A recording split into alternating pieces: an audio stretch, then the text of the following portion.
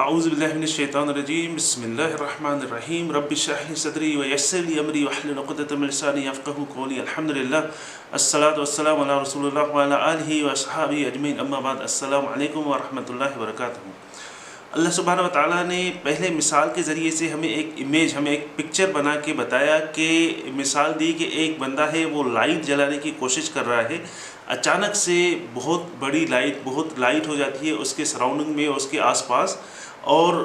اندھیرا جب لائٹ تبھی جلائی جاتی ہے جب اندھیرا ہو، تو اس اندھیرے میں بہت سے لوگ تھے جو لائٹ کی سرچ میں تھے، جو روشنی کی سرچ میں تھے، تو ان کے اوپر جب وہ لائٹ پڑی تو اللہ سبحانہ و تعالیٰ نے ان کا جو لائٹ ہے وہ ختم کر دی۔ بذہب اللہ بنورہم، اللہ سبحانہ و تعالیٰ نے ان کا جو لائٹ ہے، ان کی روشنی ہے وہ ختم کر دی، زائل کر دی،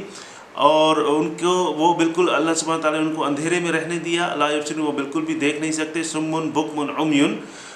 گونگے ہیں، بہرے ہیں اور اندھے ہیں۔ ایک تو آؤٹ سائڈ کی لائٹ ان کی چلی گئی، عمیون مطلب اندھے بھی ہیں، ان کی اندر کی لائٹ جو ہے وہ دیکھ بھی نہیں سکتے۔ فہم لا یرجعون، وہ جو ہے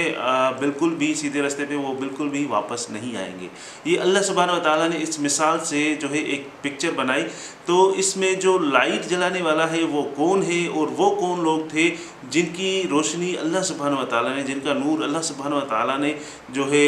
ختم کر دیا۔ اور اللہ سبحانہ و تعالیٰ کہہ رہے ہیں کہ ان کو وہ سن تو سکتے ہیں لیکن پھر بھی وہ گونگے ہیں، دیکھ تو سکتے ہیں آنکھیں لیکن وہ اس نظر سے نہیں دیکھتے، اور جو ہے وہ عمیون، وہ جو ہے بول بھی نہیں سکتے۔ تو یہ جو لوگ ہیں یہ کون ہیں اور لائٹ کون جلا رہا تھا؟ تو رسول صلی اللہ علیہ وسلم نے ہمیں بتایا، ایک حدیث میں ہے، انما مثلی و مثلکم کمثل الرجل استوقد نارا۔ رسول صلی اللہ علیہ وسلم فرما رہے ہیں کہ میرا مثال اور تم لوگوں کا مثال، میرا اور تم لوگوں کا مثال ایسا ہے جیسے ایک آدمی روشنی جلانے کی کوشش کر رہا ہو۔ تو رسول اللہ صلی اللہ علیہ وسلم ہمیں بتا رہے ہیں، اب اس آیت کو ہم کس طرح، وہ لائٹ جلانے والا کون تھا؟ وہ رسول صلی اللہ علیہ وسلم تھے جن کو اللہ سبحانہ و تعالیٰ نے روشنی دی، اور ان کی روشنی سے پورے دنیا میں جو ہے وہ روشنی آ گئی۔ تو اب تھوڑا پیچھے جائیں گے، اگر تاریخ کو دیکھیں گے، ہسٹری کو دیکھیں گے، تو جو جیوز تھے، جو یہود تھے، یہودی جو تھے، ان کے پاس ایک رسول جاتا تھا، ایک نبی جاتا تھا، دوسرا نبی اللہ سبحانہ و تعالیٰ بھیجتا تھا۔ خلق نبیون و خلق نبیون، ایک نبی اس دنیا سے جاتا تھا، دوسرا نبی آتا تھا۔ ان کو جو ہے وہ عادت پڑی ہوئی تھی، جب ایک نبی جائے گا تو دوسرا نبی آئے گا۔ نبی کا مقصد یہ ہے کہ اللہ کا پیغام، اللہ سبحانہ و تعالیٰ نے اپنے قرآن کو، اپنے پیغام کو نور کی مثال دی ہے، لائٹ کی مثال دی ہے۔ تو جو بنی اسرائیل قوم تھی، ان کے پاس ایک نبی جاتا تھا تو دوسرا آتا تھا، جیسے پورے ان کی ایک جنریشن میں نبی آتا تھا، جیسے داؤد علیہ السلام گئے، سلیمان علیہ السلام، پھر زکریا علیہ السلام، پھر یحییٰ علیہ السلام، تو ساری جو بھی نبی تھے ان کی طرف سے آئے، جو یہود تھے، بنی اسرائیل تھے، تو ان کو ایک عادت پڑی ہوئی تھی کہ جو نبی تھے وہ ہمارے، جب تک کہ عیسیٰ علیہ السلام آئے، ان کے آخری نبی تھے عیسیٰ علیہ السلام۔ عیسیٰ علیہ السلام کے بعد 600 سال گزر گئے، کوئی پرافٹ، کوئی نبی نہیں آیا۔ اب یہ چیز ان کو پتہ تھی کہ انقطاع الوحی، جب وحی کے آنے میں گیپ آ جائے، اتنا زیادہ گیپ آ جائے، صدیوں کی صدیاں جو ہے وہ کوئی نبی نہیں آیا۔ پہلے تو ان کے پاس ایک جنریشن گئی، دوسری جنریشن گئی، تیسری، ان کے پاس نبی آتے رہتے تھے، اللہ کا پیغام دیتے رہتے تھے، لیکن جب اتنا عرصہ گزر گیا کوئی نبی نہیں آیا، تو ان کو یہ چیز پتہ تھی کہ ابھی جو آئے گا وہ آخری نبی آئے گا، فائنل میسنجر آئے گا، اور یہ آخری نبی ہوگا جو ابھی آئے گا، کیونکہ اتنا عرصہ کوئی نبی نہیں آیا، 600 سال گزر گئے، عیسیٰ علیہ السلام کو کوئی بھی نبی نہیں آیا۔ تو ان کو یہ چیز پتہ تھی۔ اب عرب ریجن میں کیا تھا کہ ان کے پاس جو بنی اسرائیل قوم کے لوگ تھے، یہود تھے، وہ اپنے علاقوں سے ہجرت کر کے مدینے میں سیٹل ہوئے، ان کے جو بڑے تھے، کیونکہ ان کے بکس میں یہ لکھا ہوا تھا کہ آخری نبی جو آئے گا وہ یہیں رہے گا، مدینے میں رہے گا، وہ یہاں سے ہوگا، اسی ریجن سے ہوگا۔ تو ان کے بڑے جو ہے وہ انہوں نے ہجرت کی مدینے میں اور وہاں سیٹل ڈاؤن ہوئے۔ تو کچھ بکس یہ بھی لکھتے ہیں کہ ان میں ایک ٹرینڈ تھا جیوز میں، کہ یہود میں ایک ٹرینڈ تھا کہ وہ لیٹرز لکھتے تھے، اور پھر جب وہ مر جاتے تھے کسی اور کو دیتے تھے، جو آنے والی جنریشنز ہوتی تھی ان کے لیے جو ہے وہ لکھتے تھے لیٹرز۔ تو ان کے بڑوں نے رسول صلی اللہ علیہ وسلم کے نام کے لیٹرز لکھے کہ ہم آپ کی وجہ سے ہجرت کر کے یہاں آئے، اور جب وہ دیکھ رہے تھے کہ ہم اس نبی نہیں آیا ان کی زندگی میں، تو وہ لیٹر جو ہے اپنے بیٹوں کو پاس آؤٹ کرتے تھے کہ یہ جو آپ اپنے اگر آ جائے تو آپ نبی صلی اللہ علیہ وسلم کو دینا، یا پھر آپ جو ہے پاس آؤٹ کرنا۔ تو وہ لیٹرز رسول صلی اللہ علیہ وسلم کو ان کی لینگویجز میں ملے تھے، یہ بھی بکس میں لکھا ہوا ہے۔ تو یہ تو تھے بنی اسرائیل قوم کے لوگ، جب یہ بالکل ہی ڈیسپریٹ تھے کہ آخری نبی آئے گا، اور جب وہ نبی آئے گا تو ہم اس کو فالو کریں گے، اللہ سبحانہ وتعالیٰ ان کو کتاب دیں گے اور وہ آخری نبی ہوگا اور وہ ہمارا نبی ہوگا۔ عیسیٰ علیہ السلام کو انہوں نے جھٹلایا، اللہ سبحانہ وتعالیٰ نے عیسیٰ علیہ السلام کو اس دنیا سے اٹھا لیا۔ تو اس کے بعد جب کوئی نبی نہیں آیا، وہ مدینے میں تھے، تو آخری رسول صلی اللہ علیہ وسلم تھے۔ اب دوسری طرف مکے میں جائے تو مکے والے جو لوگ تھے، مکے والے لوگ بالکل ہی اندھیرے میں تھے، اور ان کے پاس ہر قسم کا ظلم ہوتا تھا، ناانصافی ہوتی تھی، غریبوں کا خیال نہیں رکھا جاتا تھا، عورتوں کو بالکل بھی رسپیکٹ نہیں دی جاتی تھی، اور جب ان کے پاس بیٹیاں پیدا ہوتی تھی ان کو جو ہے وہ زندہ گاڑ دیتے تھے، اور ہر قسم کی یتیم کا خیال نہیں رکھتے تھے، ناانصافیاں ہوتی تھی، ہر قسم کی چیز وہاں ہوتی تھی۔ لیکن ان کے پاس ایک چیز تھی جن کے اوپر جس سے ان کو فخر تھا، وہ کیا چیز تھی؟ ان کے پاس کیا تھا؟ ان کے پاس ان کی زبان تھی، عربک زبان تھی، اور وہ عربی زبان کے اور دوسروں کو کہتے تھے عجم۔ عجم کا اصل مقصد یہ ہے کہ کسی کی جو اسپیچ ہے، بولنا ہے، وہ صحیح نہیں ہو، اس کو عجم کہتے ہیں۔ یہ پہلے دور کے عرب جو ہے وہ یہ سوچتے تھے۔ تو اس وقت ان کو پراؤڈ تھا اپنی لینگویج پہ، اور انہوں نے اپنی لینگویج کو پرزرو کیا ہوا تھا، سنبھالے ہوا تھا، رکھے ہوئے تھے کہ وہ شعر و شاعری کرتے تھے۔ شعروں پہ جو ہے وہ جنگیں ہوتی تھی قبیلوں کی، اور جنگیں رک جاتی تھی۔ یہ شاعر جو ہوتے تھے ان کو پیسے دے کے جنگیں کرواتے تھے، پھر ان کو پیسے دے کے جنگیں رکواتے تھے کہ تم ہمارے لیے کوئی ایسا شعر کہو جس سے یہ جنگ جو ہے وہ چھڑ جائے، کوئی ایسا شعر کسی اور کو، کوئی ایسا شعر بولو کہ یہ جنگ جو ہے وہ ختم ہو جائے۔ تو ان کے پاس شعر و شاعری تھی، اور انہوں نے اپنی زبان کو جو ہے وہ بہت اہمیت دی ہوئی تھی، زبان کو پرزرو رکھا ہوا تھا۔ اب یہاں پہ رسول صلی اللہ علیہ وسلم ایک گھر میں پیدا ہوتے ہیں جہاں پہ اتنا اندھیرا ہے، جہاں پہ بالکل بھی روشنی نہیں ہے۔ ایک طرف سے رومن امپائر ہے، پرشین ہے، ابیسینین ہے، وہ ڈیولپ ہوتے جا رہے تھے، اور عرب جو ہے اتنا بیکورڈ تھا ان علاقوں سے، جو ان کے سراؤنڈنگ والے ریجنز تھے ان علاقوں سے صدیوں پیچھے تھا۔ تو سب سے زیادہ دنیا میں جو اندھیرا تھا وہ اسی ریجن میں تھا، اور اس وقت وہاں پہ ایک گھر میں، عبداللہ کے گھر میں ایک بچہ پیدا ہوتا ہے جس کا نام احمد رکھا جاتا ہے، اور اس کو یہ نہیں پتا، صلی اللہ علیہ وسلم اس کو یہ نہیں پتا کہ 40 سال تک ان کو یہ نہیں پتا کہ ان کا مشن کیا ہے، کیونکہ وحی جب نازل ہوئی پہلی وحی 40 سال کی عمر میں، 40 سال کی عمر تک ان کو یہ نہیں پتا تھا کہ ان کا اس دنیا میں مشن کیا ہے، ان کا مقصد کیا ہے۔ لیکن جب وہ بھی غلط کام ہوتے ہوئے دیکھتے تھے، چاہے ان کو نبوت اب نہیں ملی تھی، تو غلط کام جب دیکھتے تھے، ناانصافی دیکھتے تھے، غریبوں کو دیکھتے تھے، کچھ بھی دیکھتے تھے، ان کو یہ چیز اچھی نہیں لگتی تھی۔ ان کو جتنا ہو سکتا تھا وہ لوگوں کی مدد کرتے تھے۔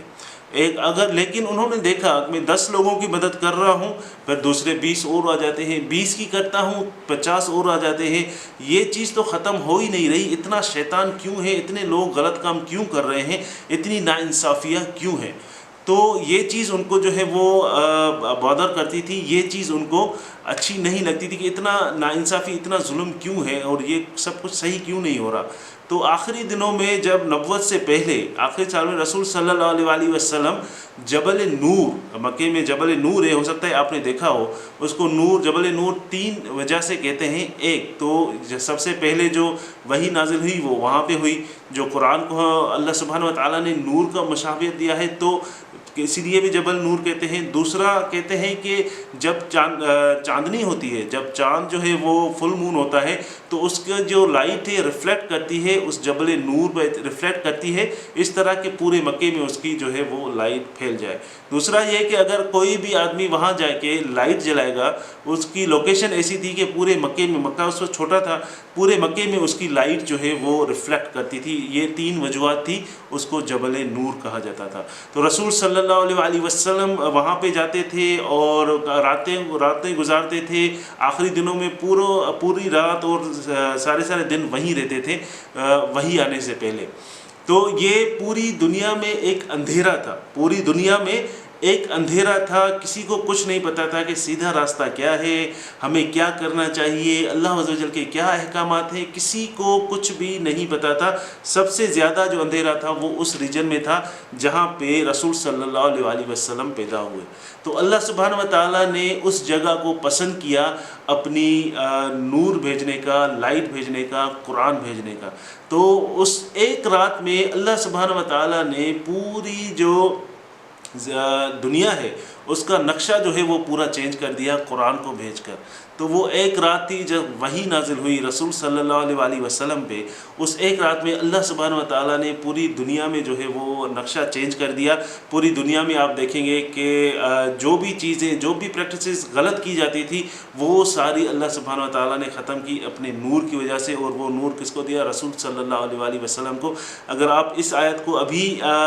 سوچیں گے کہ وہ جو لائٹ جلانے والا رسول اللہ صلی اللہ علیہ وسلم وہ کوشش کر رہے تھے کہ یہ جو اتنا شیطانی کام ہو رہے، اتنے غلط کام ہو رہے، اتنی کوشش کر رہے تھے کہ یہ ساری چیزیں ختم ہو جائیں، تو اللہ سبحانہ و تعالیٰ نے ان کو لائٹ دی، اور اس لائٹ سے جو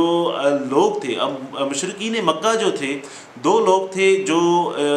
پراؤڈی تھے، جو فخر والے تھے، جنہوں نے قرآن کو نہیں مانا۔ دو گروپ تھے، ایک دو جو لیڈر تھے مکے کے، مشرکین مکہ، دوسرا بنی اسرائیل یہود جو تھے وہ لوگ تھے۔ اب دونوں لوگوں نے یہ قرآن کو نہیں مانا، تو یہ ان دونوں کی مثال اللہ سبحانہ و تعالیٰ دے رہا ہے کہ وہ جو ہے وہ قرآن سنتے تھے۔ اب رسول صلی اللہ علیہ وسلم مکے میں جب قرآن پڑھتے تھے رات کو، تو جو مشرکین مکہ کے لیڈرز تھے وہ چھپ چھپ کے قرآن سنتے تھے، لیکن جو سنتے تھے ان کو مزہ آتا تھا قرآن سننے میں، لیکن مانتے نہیں تھے۔ اسی طرح ہی جوز جو ہے وہ جب وحی آتی تھی وہ بھی غور سے سنتے تھے، پڑھتے تھے، سمجھتے تھے، لیکن ان کا جو فخر ہے، انسائڈ فخر ہے، وہ ان کو چینج ہونے نہیں دیتا تھا۔ تو یہی ہے، جب قرآن آ جائے اور قرآن آپ سنیں اور اپنے آپ میں بدلاؤ نہیں لاتے، تو یہ قرآن سے آپ کو فائدہ نہیں ہوگا۔ جب تک کہ آپ قرآن سنیں اور اس کو مانیں اور کہیں کہ ہاں یہ بالکل 100% صحیح ہے، میرے جو بھی کانسیپٹ ہیں، میرے جو بھی چیزیں ہیں میرے ذہن میں، جو میرے بڑوں نے مجھے کانسیپٹ دیے ہوئے ہیں، وہ سارے کانسیپٹس جو ہیں وہ غلط ہیں۔ اللہ سبحانہ و تعالیٰ کا جو کلام ہے، اللہ سبحانہ و تعالیٰ کے جو احکامات ہیں وہ برحق ہیں، اور رسول صلی اللہ علیہ وسلم جو ہے وہ صحیح ہے، تو اس کے بعد ہی آپ کو اللہ سبحانہ و تعالیٰ اس روشنی سے فیضیاب کرے گا۔ لیکن اگر آپ قرآن یا اگر آپ مسلمان بھی ہیں اور آپ نے دین کی پریکٹس، اسلام کی پریکٹس، قرآن کی پریکٹس چھوڑ دی ہے، تو اللہ سبحانہ و تعالیٰ آپ کو اس سے جو ہے وہ یہ اسلام ایسا ہے، جب تک آپ پریکٹس کریں گے، جب تک آپ پریکٹس کریں گے تب تک آپ کی یہ چیزیں ایمان میں اضافہ ہوتا جائے گا۔ جیسے ہی آپ نے پریکٹس چھوڑ دی، جیسے مثال کے طور پہ آپ نے ایک گاڑی لی اور آپ نے گاڑی کو جو ہے پارکنگ میں کھڑا کر دیا، 1 مہینہ 2 مہینہ 3 مہینہ اس کے جو ہے وہ ٹائر برسٹ ہو جائیں گے، ٹائر پنچر ہو جائیں گے سارے، چاہے 3 4 سال 5 سال گزر گئے تو وہ گاڑی سٹارٹ بھی نہیں ہوگی، بیٹری ختم ہو جائے گی، آہستہ آہستہ کیا ہوگا، اس گاڑی کا انجن بھی ختم ہو جائے گا۔ تو اسی طرح ہی اگر آپ اپنا ایک ہاتھ استعمال نہیں کرتے کافی سالوں تک، کافی عرصے تک، تو وہ آپ کا ہاتھ پیرالائز ہو جائے گا، وہ آپ ہاتھ جو ہے اس ہاتھ سے کوئی کام نہیں کر سکتے۔ اسی طرح ہی اسلام کے دین میں اگر آپ پریکٹس چھوڑ دیں گے، اگر آپ اس نور کو، اس لائٹ کو، قرآن کو پڑھنا سمجھنا چھوڑ دیں گے، اگر آپ دین کو سمجھنا چھوڑ دیں گے، اس پہ پریکٹس کرنا چھوڑ دیں گے، تو کیا ہوگا، آہستہ آہستہ آہستہ آہستہ پھر آپ کو کوئی سنائے گا بھی تو آپ کو کچھ فرق نہیں پڑے گا، پھر آپ جو ہے کچھ جو بھی آپ چیز دیکھیں گے وہ کسی اور نظریے سے دیکھیں گے، اور پھر شیطان آپ کو اس دنیا کا جو پکچر ہے، اس دنیا کا ویو ہے، وہ دوسری طرح دکھائے گا، جس طرح ہمیں اللہ سبحانہ و تعالیٰ چاہ رہے ہیں کہ ہم کس طرح دنیا کو دیکھیں، کس طرح لوگوں کو دیکھیں، کس طرح رشتوں کو دیکھیں، تو ہمیں وہ رشتے، وہ لوگ، وہ دنیا کی وہ چیزیں اس طرح نظر نہیں آئیں گی جس طرح ہم اللہ سبحانہ و تعالیٰ چاہ رہا ہے کہ ہمیں اس طرح نظر آئے۔ اللہ عز و جل ہمیں سمجھنے کی توفیق عطا فرمائے۔ اس کے بعد میں نیکسٹ آیت میں اللہ سبحانہ و تعالیٰ نے دوسرا ایگزامپل دیا ہے، وہ بھی بہت اچھا ایگزامپل ہے۔ اللہ عز و جل ہمیں سمجھنے کی توفیق عطا فرمائے۔ وآخر دعوانا ان الحمد للہ رب العالمین۔ السلام علیکم ورحمۃ اللہ وبرکاتہ۔